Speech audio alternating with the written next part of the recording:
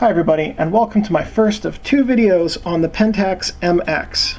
I knew this camera was tiny, but I gotta say I was kind of amazed by how tiny when I got it. By comparison, here's a roll of 35mm film. I have no idea how we're even going to get this inside this camera. Of course, that's just a gag. Here's the real MX. Hey everybody, and welcome to my first of two videos about the Pentax MX, one of the most requested videos that I've done in a long time. This is one of the smallest 35mm SLRs that was ever made, and it is arguably the best and most popular of Pentax's M line, and has a reputation for being extremely rugged, reliable, and durable no matter how much you want to use it. The MX is an interchangeable lens 35mm SLR, and the interchangeable lens part simply means that lenses can come off and be put back on, different lenses for different effects. It uses 35mm film, and single lens means that it has one lens on the front here, and that the light goes through the lens up to the reflex mirror and out the eyepiece.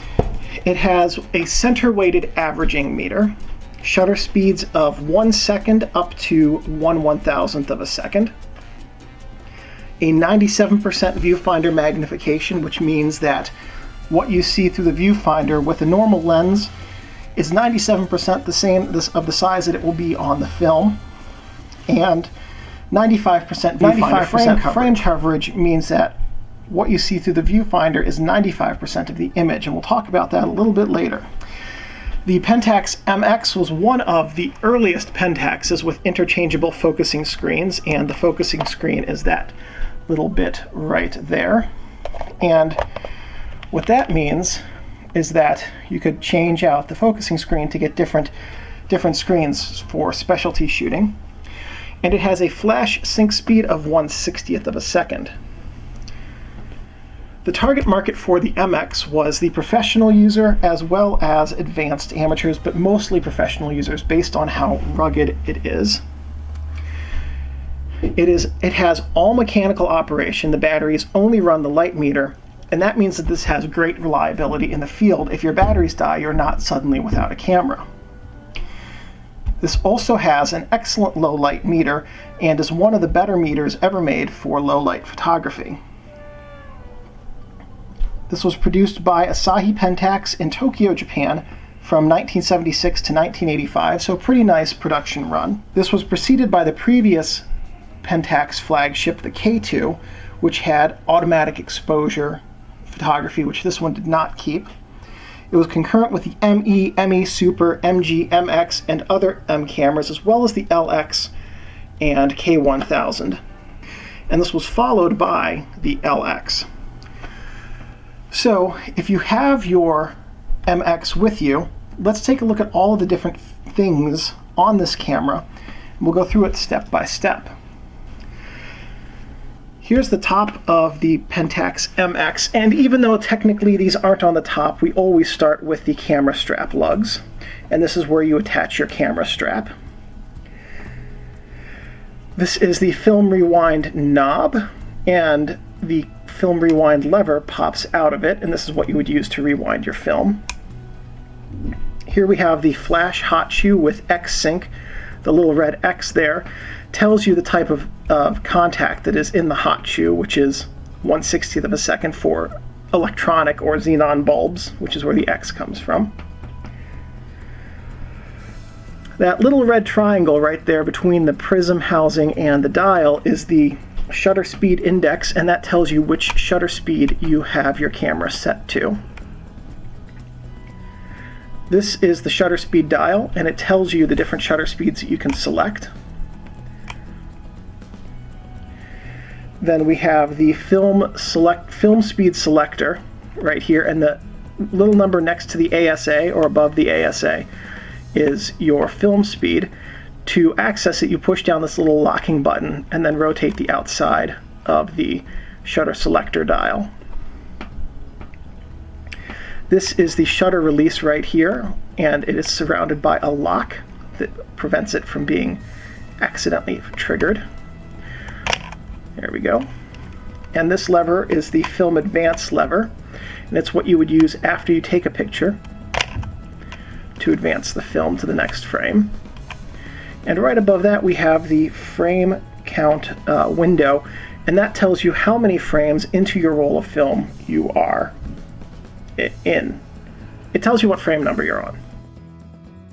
The camera's front, and right here we have the self-timer lever, and that's what you would use to take a self-time photo. And so behind it you see the little button right here. This is the self-timer shutter release. Well, it releases the self-timer to move, and then the self-timer automatically triggers the shutter when it's done. Oops, got it.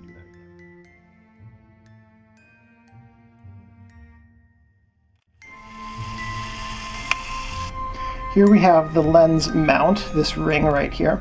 This is the lens release. This is the button that you push to release a lens, and you might be able to see there's a little pin right here. That is the lens lock. When you push the button down, the lens lock retracts into the camera body, and then you can unmount the lens. Over here we have the flash PC ports underneath this plastic covering. It's always a bit of a pain to take off. Almost there. So these are the flash PC ports. If you don't want to put the flash in your hot shoe, you can connect it to these. They are, on the top is your FP port, and on the bottom is your X port. FP is for old style flash bulbs that aren't made anymore, so you probably will not ever find yourself using it. The one on the bottom is the one to use. It is the same flash port as the hot shoe and will trigger at the exact same time in the exact same way, except that this triggers through a cable, this triggers through the hot shoe. Here we have the back of the camera, and there's not a whole lot to see, but we have the film back, and this is the back of what is the black part is the film back. We have the viewfinder eyepiece here, and around the viewfinder eyepiece, it's kind of hard to see on this camera, but there are some accessory grooves that allow you to put different viewfinder accessories onto the camera, things like shades, eye cups, magnifying eyepieces, right angle finders, and so forth. And this is the film memo dial. And when you get your film, what you do is you tear the box top off the film and slide it into the memo dial, and then you can remember what type of film you're using. Here is the camera's bottom, and over here we have the motor drive contact. And if you put the motor drive on, this is the electrical contact it uses to communicate with the camera. This is the battery door right here. This ring is actually not a thing, it's damage, this ring that goes around here, but the battery door is right there. This is the tripod bushing, and what you can see is this damage. Whoever had this before was a little assertive with how they mounted it to their tripod. Here we have the serial number. This is the film rewind button, and this is the motor drive mechanical linkage, and underneath this cover is, which I can't get off right now because I don't have the right tool. Underneath this cover is the mechanical components that the motor drive links to allow it to move the film in the camera.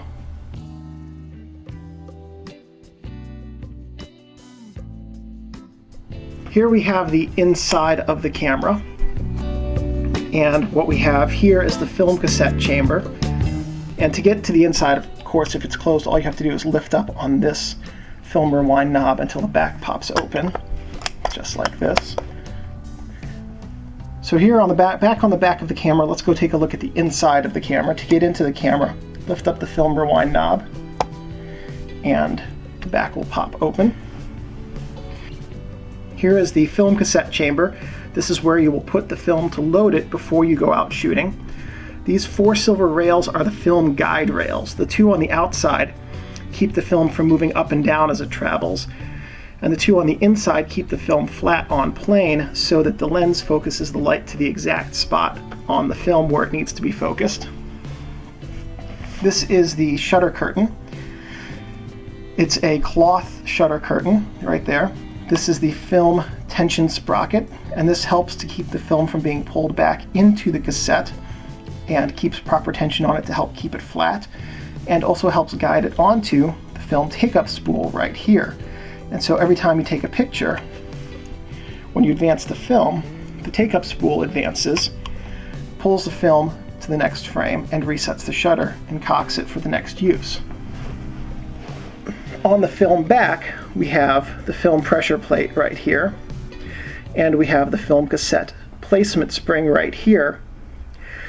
And what these do is the film pressure plate helps keep the film flat on plane, and this cassette spring helps keep the cassette in the place where it's got to be so that the film can feed smoothly and evenly into the camera. So, some notes and interesting facts about the Pentax MX.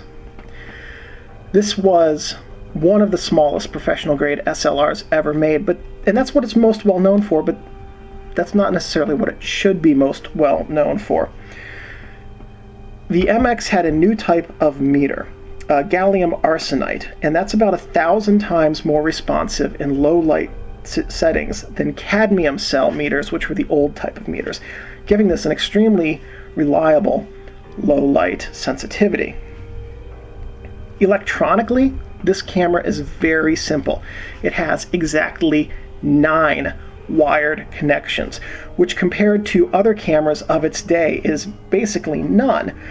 And so it might seem like, oh, well, here's this old mechanical, decades-old technology camera, but it's extremely rugged. They can take a beating, and because there's so few electronic connections in it, they're very durable in the field. For the MX, Pentax re-engineered the shutter tension mechanism and made the shutter speeds very stable over time.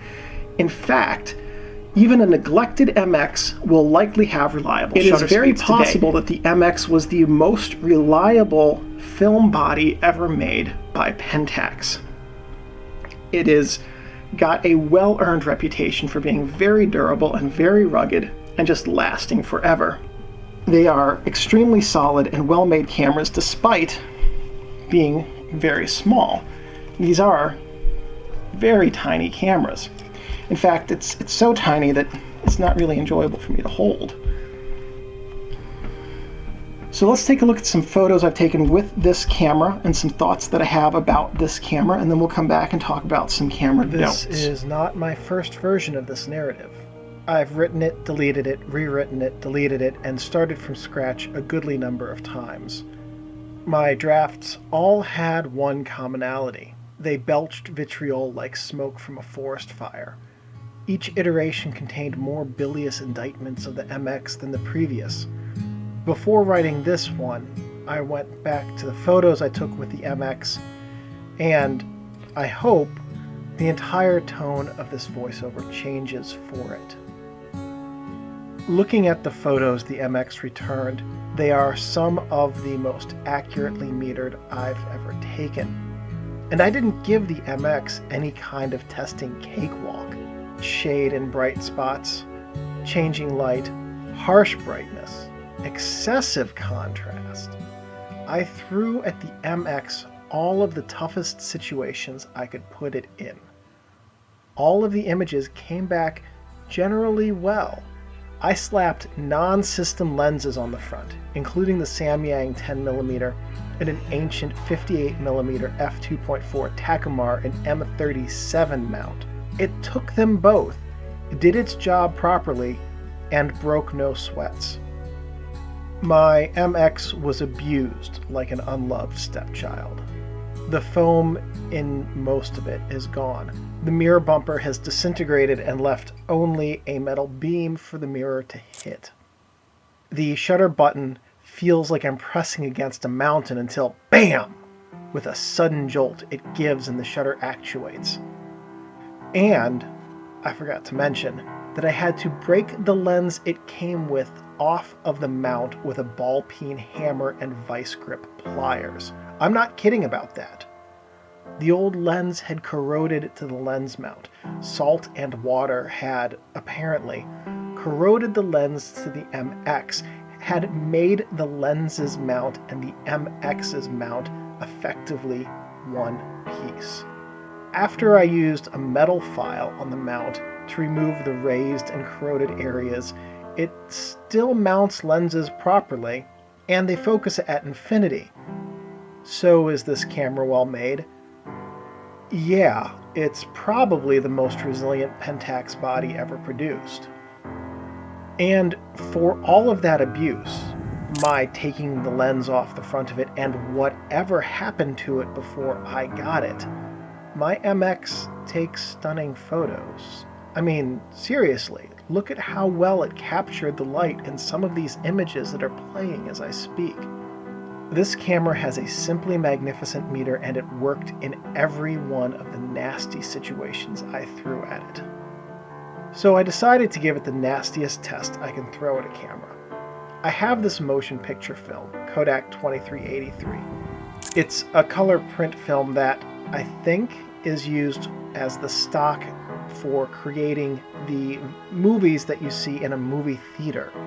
I shoot and develop it primarily in Rodinal, and in order to get a proper exposure, I shoot it at ISO 1.6. That is 6 stops slower than 100 ISO. That's as far from 100 ISO as 100 ISO is from 6400 ISO, for comparison. Now, using 2383 requires that I compensate the settings so only a full manual camera can use the film. And I have to compensate a lot because no camera ever made has a light meter that reaches ISO 1.6. The MX only reaches 25, which still means I have to compensate at least 4 stops. Most of the cameras that I've tried have problems with the 2383 test. The film has an inertia point so far from shutter opening and relatively close to shutter closing, and that means that if the shutter closes too soon, let's say after 0.3 seconds instead of 1/2 of a second, for instance, the film will be underexposed significantly. The 2383 test is a measure of how accurately the camera's shutter operates against the proper exposure reading. I ran 2 36 exposure rolls through my MX, and in no case did it underexpose the film because the shutter timing was off. Likewise, it didn't overexpose it either, though admittedly that's exceedingly hard to do. That level of shutter timing accuracy from a camera that was as poorly treated as the one I bought is simply incredible to me. Where the MX falls apart for me is the layout and the ergonomics. It feels like Pentax's response to the Olympus OM1 was to take their existing design and compress it. Olympus made a successful small design by revisioning the camera layout. Pentax did not, and for this, the MX and entire M series suffers. The MX is, for me, simply a little bit too small. And I say that as a sincere adorer of my Olympus OM2N. Ultimately, though, the MX is very possibly the most loved Pentax body. The reactions I had universally from people learning I was filming the MX video finally was excitement nearing jubilation. My reaction was always akin to, "Oh, well, you aren't going to like my voiceover." And when I said that, it was true, but not anymore, however, as you can tell if you've made it this far. As I said to a few of you, I returned to the camera after letting it sit and not looking at the photos I had taken with it for a bit. The camera and results were significantly more pleasing to me when I returned to them. Is the MX my favorite Pentax? It's not in the top 10. Do I fault anyone for loving it? No, not for an instant. The MX is a magnificently engineered camera and could very easily be the only body a person owns, and for that, leave the owner never feeling as though they had missed out on anything. So do I recommend the MX? Heartily and without reservation. This is a stunningly well-made camera, and it simply will not disappoint.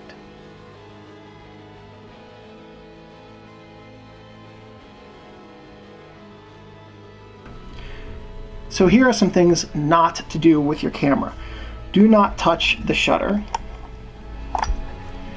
That part, don't touch the shutter curtain. Don't open it and stick your finger in and let it close. Those are both great ways to ruin an otherwise perfectly good camera or shutter. Don't touch the mirror in the mirror box. It's a surface coated mirror with silver on it, and the oils on your finger will damage or destroy it. Don't leave your camera and lenses in your car, because the heat will cause the oils that are in it that keep it lubricated to get very thin and go places they shouldn't, and then they get thick again and things don't work properly. Likewise, cold will cause them to break down and congeal and stop working properly.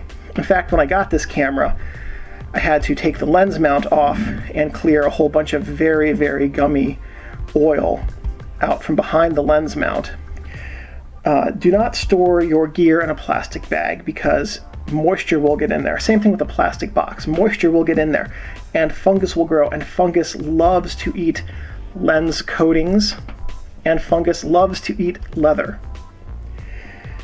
So don't let your Pentax MX get wet, because even though it's a reliable and extremely well-made camera, it's not weather sealed, and the electronic connections in it, the few that there are, could still be ruined by water. Your camera is a precision tool and should be treated with care and respect. And as long as you take care of your camera will take care of you. So that's it. That is the end of my first video on the Pentax MX. Thank you guys for watching. If this video was helpful, please give me a thumbs up, and that lets me know that I'm on the right track. If you have any questions or comments, please leave those below, and I'm pretty good about responding quickly. Likewise, if you have suggestions for other videos, please leave those below, and I'm more than happy to make those if I have the technical knowledge and know-how. And one last thing, thank you guys for watching, and take great photos.